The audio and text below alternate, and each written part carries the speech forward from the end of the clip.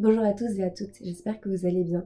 Je m'appelle Clotilde Pérez, je suis la cofondatrice de Koya et aujourd'hui je voudrais partager avec vous un nouveau retour d'expérience en tant qu'entrepreneuse dans l'ESS, qui est l'économie solidaire et sociale. C'est parti!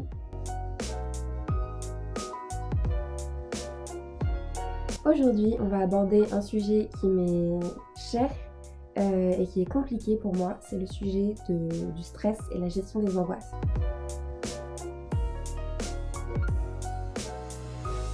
Donc il faut savoir que je suis quelqu'un qui est naturellement très stressé. Toute ma vie en fait a été accompagnée de stress, guidée par le stress. Je suis quelqu'un qui somatise beaucoup. Donc la somatisation, c'est le moment où les états psychologiques en fait se traduisent physiquement. Toute mon existence a été rythmée de ces phases de somatisation. Ces manières où en fait j'ai exprimé mon stress, souvent du stress qui était bien enfoui, qui s'était bien accumulé avec le temps. Je pense qu'on est plus nombreux que ce qu'on pense à avoir ce genre de soucis. Et forcément, dans l'entrepreneuriat, c'est quelque chose aussi qui se manifeste. Alors pas nécessairement la somatisation, parce que j'ai appris aussi avec le temps à mieux gérer ce stress et donc à éviter davantage la somatisation. Mais le stress malgré tout est présent, génère des angoisses, génère des périodes de doute qui sont vraiment intenses et qui sont très perturbantes parfois. Et, euh, et pourtant, il faut aller de l'avant, il faut passer outre ces périodes et avancer avec un stress permanent aussi, puisque c'est quand même une grande aventure, c'est un grand chamboulement.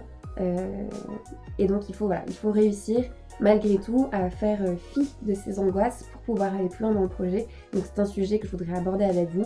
Donc peut-être que par ce retour d'expérience, vous pourrez trouver des clés également pour vous débloquer sur certains sujets et certaines angoisses du quotidien qui accompagne chacun des projets, que ce soit dans l'entrepreneuriat mais aussi dans sa vie au quotidien. La première chose que je voudrais aborder, c'est je pense les histoires de somatisation.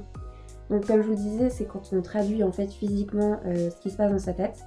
Et donc de manière assez transparente, j'ai somatisé pendant toute ma vie. Ça a été de manière diverse et variée. Quand j'étais petite, c'était des crises de spasmophilie. J'ai eu des périodes plutôt adolescentes où c'était plutôt sous forme de migraines. J'ai eu des troubles de comportement alimentaire pendant très longtemps aussi. Enfin voilà. Et j'ai eu plusieurs phases diverses et variées qui ont rythmé mon existence. Pendant très longtemps, on n'a pas réussi à comprendre ce qu'il y avait derrière tous ces troubles physiques. Et c'est qu'avec le temps, et je pense aussi avec l'évolution des mentalités et des corps médicaux vis-à-vis de la psychologie et voilà, de ces questions de somatisation, qu'on a pu petit à petit comprendre que ça venait pas nécessairement de mon corps, mais plutôt de ma tête. Et donc c'est à partir de ce moment-là où j'ai commencé en fait à être accompagnée pour réussir en fait à gérer tout ce stress, toutes ces angoisses qui sont pas nécessairement du stress comme on peut avoir pour un contrôle, pour avoir une bonne note, etc. Mais qui sont souvent des angoisses plus profondes, des questionnements qui sont vraiment fondamentaux et qui vont juste en fait générer du stress en permanence. Je suis quand même quelqu'un qui réfléchit pas mal, qui pense pas mal, et parfois ces pensées elles sont un peu trop envahissantes. Et donc forcément dans l'entrepreneuriat aussi, sachant que c'est quand même quelque chose qui est très prenant dans ma vie, ça s'est manifesté, cette manière d'extrapoler les choses et d'aller toujours plus loin dans la réflexion. J'ai eu la chance d'être accompagnée par rapport à mes symptômes somatiques il y a quelques années. Donc je suis toujours accompagnée d'ailleurs. Et je vous conseille vraiment, si vous avez des soucis de ce type, réfléchissez à la question psychologique. Sans en avoir peur, des accompagnements qui sont souples et qui sont adaptés aux personnes, et ça permet d'envisager sa vie complètement autrement après. Parce qu'il y a vraiment des moments où on se dit mais c'est pas possible, je vais être prisonnier ou prisonnière toute ma vie de ces angoisses. Et alors les angoisses restent mais pas de la même manière, elles s'expriment pas de la même manière, on les regarde pas de la même manière non plus, et surtout les symptômes physiques sont moins ou plus présents, et c'est une vraie libération. Donc pour les personnes qui ont beaucoup ces soucis justement de somatisation comme j'ai pu l'avoir, que ce soit des troubles du comportement alimentaire ou alors toute autre forme. Il y a parfois, ça peut être de l'eczéma, ça peut être des crises d'angoisse, ça peut être des crises de spasmophilie, de l'asthme, etc. Enfin, il peut y avoir plein de manières différentes d'exprimer avec des symptômes ce qui se passe dans notre tête. Je vous en supplie, n'hésitez pas à aller consulter des spécialistes. C'est vraiment des bons investissements. C'est du travail qui paie et qui sert toute une vie. Donc voilà, pour les personnes qui ont des difficultés, en tout cas, n'hésitez pas. Moi, en tout cas, ça m'a été d'une aide incroyable. Et donc, dans l'entrepreneuriat aussi, sur les sujets que traite Koya, donc d'écologie et d'environnement, de réchauffement climatique, de biodiversité, c'est la crise partout. On traite des sujets qui sont pas drôles, alors qu'ils sont hyper intéressants, vraiment, mais tellement passionnants, mais qui sont pas drôles parce que ce sont des menaces. En fait, l'homme, par ce qu'il a construit, est une menace pour lui-même, et que pour l'instant, on est encore en train d'aller trop loin, et on verra probablement le revers de la médaille à un moment ou à un autre. Et donc par rapport à ça, nécessairement, ça génère des angoisses. Il y a cet effet colibri, je ne sais pas si vous avez déjà entendu cette anecdote du petit colibri qui, face à un feu de forêt dans la jungle ou la savane, va avoir tous les animaux qui vont regarder en se disant on peut rien faire, et le petit colibri qui va voler à toute vitesse pour aller chercher une gouttelette d'eau avec son tout petit volume, va rapporter un petit peu d'eau, va le jeter sur le feu. Et il y en a qui vont le regarder en se moquant de lui, en lui disant que ça sert à rien, et il y en a d'autres qui vont petit à petit comprendre que le petit colibri, il fait ce qu'il peut à sa manière, et que si tout le monde se mettait ensemble pour apporter de l'eau et éteindre petit à petit l'incendie, et tout le monde pourrait sauver en fait son espace de vie.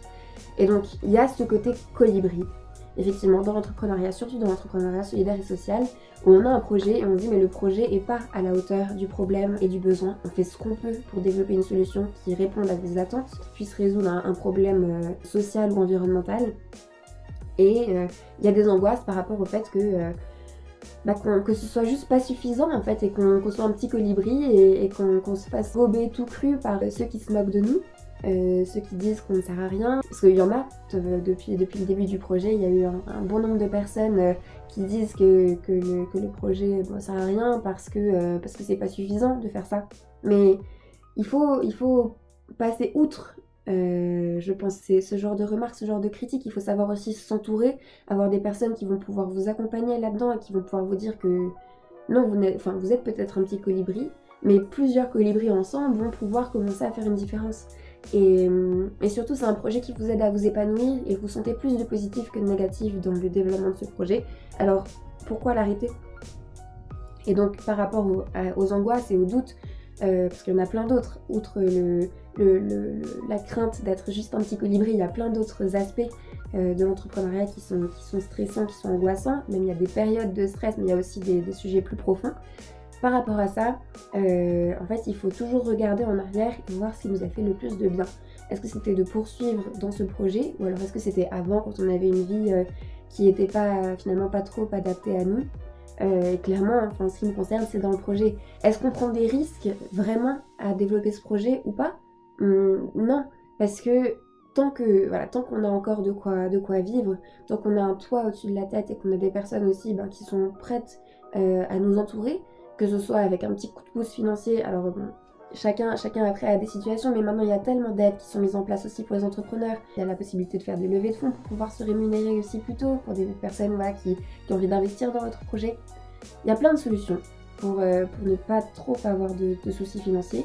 Il y a plein de solutions aussi pour se faire accompagner dans sa tête, dans cette épreuve, que ce soit avec sa famille, avec ses amis, avec des spécialistes, avec des professionnels aussi pour faire face à toutes ces craintes. Donc on ne prend pas vraiment de risques. Si le projet ne fonctionne pas, on est fort de cette expérience, parce que je peux vous assurer que c'est l'expérience entrepreneuriale et l'expérience la plus enrichissante que j'ai jamais vécue. J'ai appris beaucoup plus en un an de travail sur ce projet que je pense en toute une scolarité de 23 ans de cours. Et puis surtout, on apprend avec passion, avec motivation. Donc tout ce qu'on apprend est beaucoup plus ancré en nous. Et je crois fermement que ce sont des compétences qu'on pourra revaloriser beaucoup plus facilement après. On a beaucoup plus d'agilité aussi qui s'est développée, donc on pourra rebondir plus facilement, on pourra se retourner. Enfin, on a plein de métiers qui s'ouvrent à nous puisqu'on a changé de casquette tous les jours, même plusieurs fois par jour. Donc je suis persuadée que les profils entrepreneuriaux sont des profils à valoriser, même dans un retour à la vie plus classique. Je pense que l'expérience entrepreneuriale, heureusement, est de plus en plus valorisée et même encouragée, même dans les universités. Moi, je l'ai vu à Chimie Paris, il y a quelques années, il y avait pas énormément d'entrepreneurs et ça se développe. Les élèves ont de plus en plus envie de créer des entreprises, de créer des startups, de lancer des projets. Et ben, je pense qu'il faut poursuivre là-dedans parce que ça fait des entrepreneurs, des personnes indépendantes qui certes vont avoir affaire à beaucoup de difficultés et des difficultés qui ne sont pas forcément très communes, qui vont souvent avoir des moments de solitude. Ça aussi j'en reparlerai dans une prochaine vidéo. Mais le contexte a évolué de telle sorte à ce qu'on puisse trouver des solutions pour nous aider. Maintenant il y a beaucoup de structures qui existent pour aider à consolider son projet, à identifier aussi des solutions, que ce soit sur le plan financier, que ce soit sur le plan du logement. Quand on est en création d'entreprise, il y a beaucoup de choses qui sont mises en place pour nous aider. Il faut juste faire la démarche d'aller les chercher. Et encore, maintenant c'est de plus en plus simple de les chercher. Donc je vous encourage vraiment à persévérer, à vous faire accompagner en cas d'angoisse vraiment trop importante et de difficultés dans la gestion de ces angoisses, dans la gestion de ce stress. Et surtout quand il y a des périodes de stress, des périodes où on a envie d'abandonner parce que c'est trop angoissant, trop stressant, ben juste regardez les bienfaits que vous tirez de votre expérience entrepreneuriale versus une vie un peu plus conventionnelle. Et dites-vous systématiquement que vous ne gâchez rien à entreprendre. Au contraire, c'est que du positif et vous retomberez sur vos pattes d'une manière ou d'une autre. J'en suis persuadée, même si ça ne fonctionne pas. Et ça, c'est le cas pour nous tous. Hein. Demain, on ne sait pas de quoi l'avenir sera fait et c'est tellement grisant. Prenons du plaisir à ne pas savoir, à ne pas tout prévoir à l'avance. Alors pour une contrôle fric comme moi, c'est un peu difficile, mais j'apprends et là le confinement aide beaucoup aussi. Ça nous aide à lâcher prise et à avancer dans une direction. Et puis potentiellement pivoter après. Donc je sais pas si tout le monde connaît ce terme de pivot, quand on se rend compte qu'on part sur une solution et que finalement elle n'est pas adaptée au marché, elle n'est pas adaptée à notre future clientèle, pas adaptée à notre cible, qu'on n'a pas bien compris cette cible et ses besoins et qu'on n'est pas parti dans la bonne direction, ben on fait ce qu'on appelle un pivot, on pivote et on va retravailler, recommencer fort de ces expériences pour redévelopper quelque chose de plus adapté et je vous encourage de tout cœur à voir ça comme des opportunités. Et nous, on va probablement être confrontés à tout ça avec Koya. Et c'est pas grave, parce que on a la pêche, parce qu'on a envie et parce que ça nous fait tellement de bien d'entreprendre et d'entreprendre pour changer le monde, changer la manière dont on vit, changer les mentalités, changer les habitudes, qu'on a beau être de petits colibris, et ben on y va à fond. C'est tout pour la question d'aujourd'hui, j'espère que ça vous a plu à nouveau et vous êtes remonté à bloc pour persévérer et je vous dis à bientôt dans une prochaine vidéo. Bye.